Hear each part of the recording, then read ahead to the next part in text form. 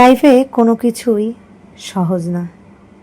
আমার লাইফটাও তেমন, কোনো কিছুই সহজে কিছু হয় না। যাক, সেসব কথা বাদ দিই। হ্যালো গাইজ, আসসালামু আলাইকুম। সবাই কেমন আছেন? আশা করি সবাই ভালো আছেন। ঢাকাতে 3-4 বছর থাকার পরেও আমি আজ প্রথম মেট্রো রেলে উঠলাম। মেট্রো রেলে যাওয়ার সময় আমার অনেক ভালো লাগছে। এত সুন্দর, মানে কি বলবো। তো আমার বান্ধবী ছিল পাশে। বান্ধবী বলছে, চলো আপু আজকে যাই মেট্রো রেলে। তো আমি তো কখনো যাই নাই। আমার বান্ধবী আমার জুনিয়র, তবুও সে কি সুন্দর করে মেট্রো রেলে কীভাবে উঠতে হয়, কীভাবে টিকিট কাটতে হয়, কি সুন্দরভাবে মেনটেন করলো। কিন্তু আমি তো পারলাম না, আমি তো কখনো যাই নাই। কীভাবে টিকিটটা কাটতে হয় আমি সেটাও জানি না। তো হাঁটছি, তো ভাবলাম জীবনে প্রথমবার আমি মেট্রোতে উঠলাম, এত সুন্দর একটা জায়গা, তো আমি একটু ভিডিও করব না?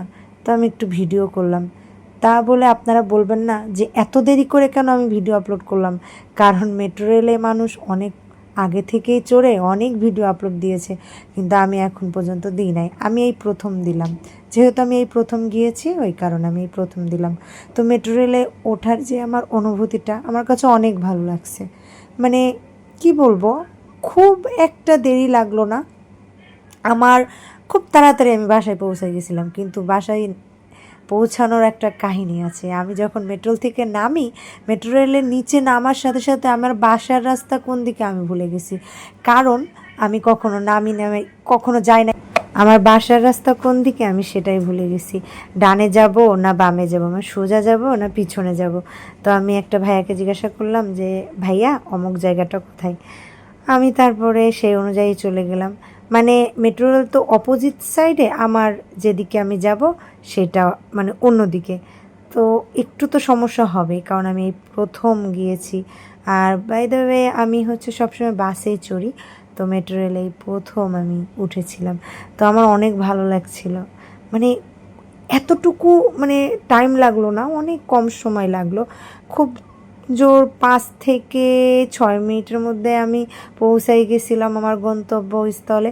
তো মেট্রো রেলের ভিতরে না একটা ছোট বাবু তার পাপাকে ডাকছিল, তার মায়ের কোলে ছিল, কিন্তু পাপাকে কত ভালোবাসে। মনে হয় খুব সম্ভব বাচ্চাটার বয়স 1 বছর। তো আমি বাচ্চাটার ভিডিও নিই নাই ক্লিপটা। তো আমার অনেক ভালো লাগছিল, আর এত কিউট ছিল মাশাআল্লাহ। তো আমার সাথে অনেক কথা বললো। আমি জিজ্ঞাসা করলাম, তোমার পাপাকে তুমি অনেক ভালোবাসো? সে বলছে, হ্যাঁ আমি ভালোবাসি। এত মায়াবী একটা ছেলে মাশাআল্লাহ। হয়তো বা ক্যামেরায় অল্প অল্প দেখা যাচ্ছে, পিছনে একটা বাচ্চা ছিল। তো হয়তো বা মেট্রো রেলে রাতে চড়ছিলাম বলে বাইরের দৃশ্যটা ক্যাপচার করতে পারি নাই। নেক্সট টাইমে আমি দিনের বেলা ক্যাপচার করবো ইনশাল্লাহ। তো আমার তো আস্তে আস্তে রাত হয়ে যায়, মানে সন্ধ্যার পরে আমার বাসায় ফিরতে হয়। তো ওই কারণে আমি বাইরের ইয়েটা নিতে পারি নাই। তো এই যে আমি নেমে পড়লাম, আমার যে বান্ধবী, জুনিয়র বান্ধবী, সে যাবে অনেক দূরে, আর আমার তো কাছেই। আমি নেমে পড়লাম, আস্তে আস্তে গুটি গুটি পায়ে আবার একা একা চলা শুরু করলাম। আমার না কেন জানি হাঁটতে ইদানিং অনেক ভালো লাগে। আমার রিক্সাতে উঠতে, মানে অল্প পথ থাকলে আমি রিক্সাতে চড়ি না, আমি হেঁটেই বাসায় চলে আসি বা হেঁটেই আমার গন্তব্যস্থলে চলে যাই। কেন জানি না, আমার একা হাঁটতে খুবই ভালো লাগে।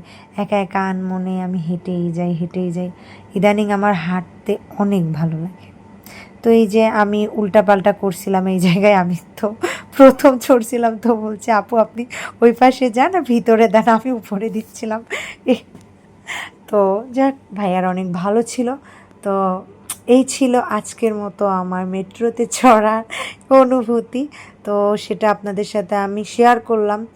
আর আমি আসলে কথা গুছিয়ে বলতে পারি না, যতটুকু পারি ব্লগে চেষ্টা করি বলার। তো সবাই আমাকে বলবেন, কমেন্টে জানাবেন যে কে কে মেট্রো রেলে চড়েছেন, ঢাকা শহরে কে কে আছেন, কোথা থেকে দেখতেছেন আমার ভিডিও, সবাই কমেন্টে কিন্তু জানাবেন। হ্যাঁ, তো এই যে এইখানে দাঁড়িয়ে আমি একটু মানে ভিডিও করছিলাম, এত ভালো লাগছিল, খুবই ভালো লাগছিল। দেখছেন নিচটা কত সুন্দর। তো এখানে নেমেই আমি মানে ভুল করছিলাম, সোজা যাব না পিছনে যাব। তো সবাই ভালো থাকেন, সুস্থ থাকেন, আল্লাহ হাফেজ। আবার দেখা হবে কোনো একটা ভিডিওতে। সেই পর্যন্ত সবাই ভালো থাকেন, আল্লাহ হাফেজ।